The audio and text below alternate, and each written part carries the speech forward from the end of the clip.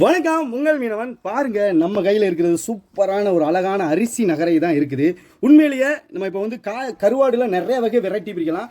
நெத்திலி கருவாடு வந்து ரொம்ப சூப்பராக இருக்கும். வெங்காச்சல் பண்ணுவாங்க நெத்திலி கருவாடை. ஒரு வெங்காச்சல் பண்ணுறதுக்கு நெத்திலி கருவாடுக்கு எடுத்து அதிகம் சூப்பராக இருக்குது அப்படின்னு கேட்டிங்கன்னா இந்த நகர கருவாடு தான் உண்மையிலேயே சூப்பராக இருக்கும். இதை நீங்கள் சும்மா இதை உரிச்சிட்டு வெறும் வத்தல் வெங்காயம் இந்த வத்தல் எண்ணெயில் போட்டு வறுத்து எடுத்தாலும் சூப்பராக இருக்கும்.